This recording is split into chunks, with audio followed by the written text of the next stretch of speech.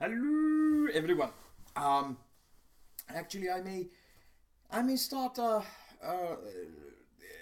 using a new greeting, international greeting.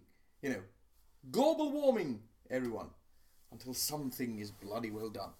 Um, Anywho, there are lots of things again. Firstly, since the anniversary was, I guess I also have to say, je suis Charlie. Even though the really the Charlie Hebdo humor is not mine. It's to me, it's not Mad Magazine. It was still awful and wrong, and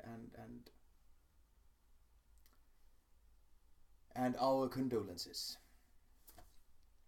Um, now this is going to be a bit difficult again because it's important and it's difficult to do in a rant. But I'm gonna try. My rant today is another scheme by Kujala. But of course, firstly, one has to say, as a Finn, it was yesterday when it was Finland's ecological depth day, and it's about 4 months earlier than the world average, and as a Finn, even though it is not my fault, I'm not your average Finn. I still, as a Finn to the world, to all of you, from Finland's part, I'm so sorry. My apologies that we're destroying this planet. My apologies to all of you and your children and your children's children. But then there have been, from several countries at the same time, there has been talk about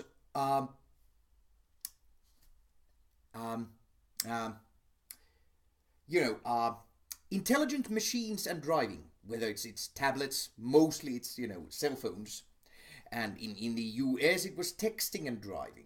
Somewhere else it's just talking and driving, and truly, since it's now it's it's been talked about. I have to universally to the entire world. It's so funny to be so old as to say that there was a time when your telephone was plugged to the wall and you had to do your talking at home, and there was no texting, for example. There was no I don't know my talking Tom. Please, everybody, could you try? Actually, I know this is absolutely revolutionary. It's incredible. But how about not using your cell phones, for example, at all while driving? You take your cell phone and you throw it in the back seat. If you have your children there, be careful. But, throw it away for the duration of while you're driving. When you're doing something that is very dangerous and very unnatural for man and very lethal. Okay? Forget that your cell phone exists. Really. Everybody. People in the United States, in Australia, in Sri Lanka, in West Africa, In Norway, everybody, please forget that you have a cell phone while you're bloody well driving. That would be nice. Really. I don't, it doesn't, I can't understand it. All these things should not be this difficult, but. Anyway, it was Benish Ahmed who reported for Think Progress. I think it was yesterday or day before. With support from the International Reporting Project, reported from Haiti, one of the, I guess it's Haiti in English, yeah, Haiti.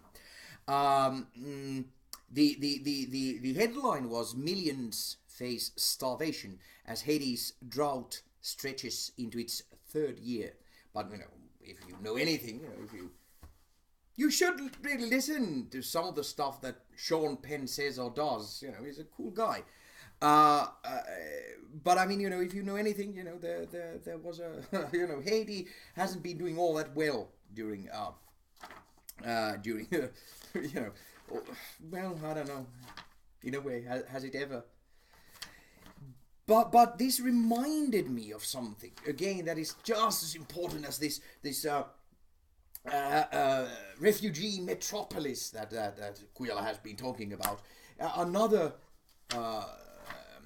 idea that again, that I can't find any better one. Nobody has come up with anything better.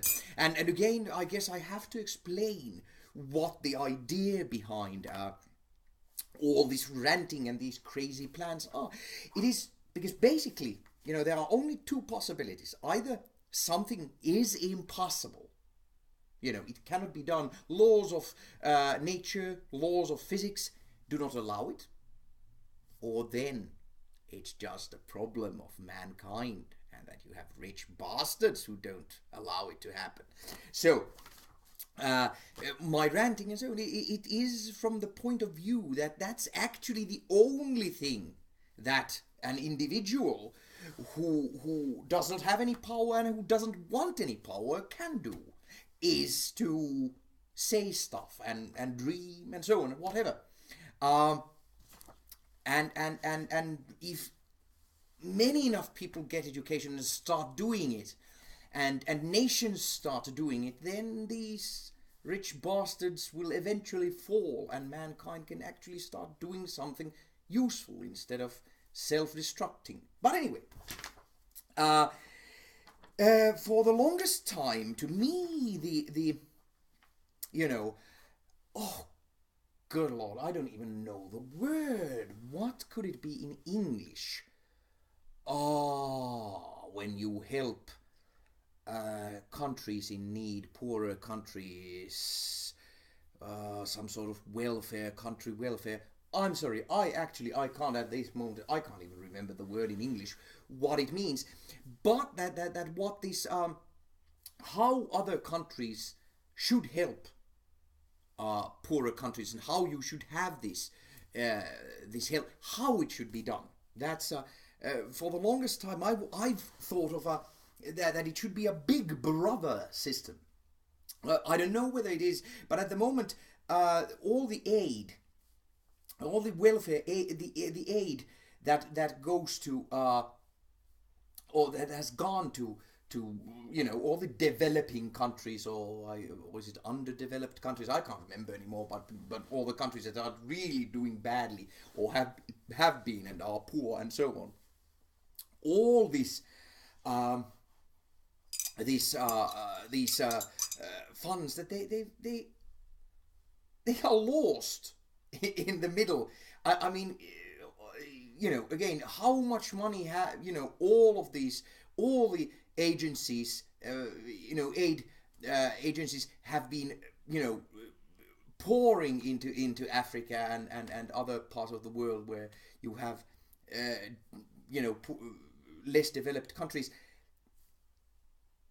The effect is not as great as it should have been. There have been billions that have been poured in aid. and it gets lost somehow. I don't know whether it's the organizations itself. You know, sometimes they've been said that they are, you know, that the dictatorial government of a country, you know, skims most of the aid, or, you know, to themselves, whatever they can't use it, and so anyway, my and I use the term intentionally. I think it's amusing, but anyway, a big brother system. All right, big brother system, where, you know, for example, you have Haiti. I think it's something like 9 million and something, a country that is in great difficulties, and most of the time the difficulties are quite obvious. Lack of infrastructure. I mean, I'm not saying Haiti, any, you know, underdeveloped country, its infrastructure, waste, water, or, you know, and deforestation. And I think Haiti also has deforestation. That they've cut down trees and other vegetation that then isn't, and they don't have any protection from the elements, and it actually changes ecologically everything else. So anyway, but you take another country that is about the same size, but is actually doing well, and is one of those well-doing, rich countries. So in this case, for example, in the case of Haiti, 9 million something, you see, it'll be Sweden, Portugal, they're about 9 million, something like that. And you form a relationship between these two countries, and it's internationally recognized, you know, in the United Nations and so on. And this one developed country, Sweden, Portugal, they concentrate all their foreign aid just to that one country, for example, Haiti. And they give all they can, and it's said in the contract that is made that it has to be, you know, there can't be there can't be any, you know, the money cannot be lost. It cannot be, if Haiti happens to have a dictatorship, I don't know what it has, but I mean, if it would have, you know, if the target country would happen to have a dictatorship, they cannot be involved. Okay, they can do whatever they want otherwise, but they cannot be involved in this national aid. And you get people that are needed if the target country does not have enough educated people. Then you get, you know, engineers and planners. You get them from Sweden or Portugal, whatever, whichever is the host, the big brother country, and everybody that is needed to do all the infrastructure and all the aid. It is something like 1.6% of gross national product that most developed countries are not meeting. For example, I'm sorry, Finland at the moment, which is again it's inexcusable. But it's all that money, that 1.6, is that country with its experts directly fixing the other country, and this you know, this bond of big brother and little brother, it is broken and is dissolved only after the little brother is actually fixed. And this is the way you make a little brother and a big brother. You connect countries about the same size, one doing well, one not so well, and you connect them, and the well-to-do country fixes the not so well doing country. And you know, you have plans. You know, you see what the main problem is. Is it water? Is it deforestation? Whatever. And you start from there, and then one thing after another, until the other country is doing as well as it ever can. And I don't know, but somehow this big brother system, I feel, would work better than what we have right now.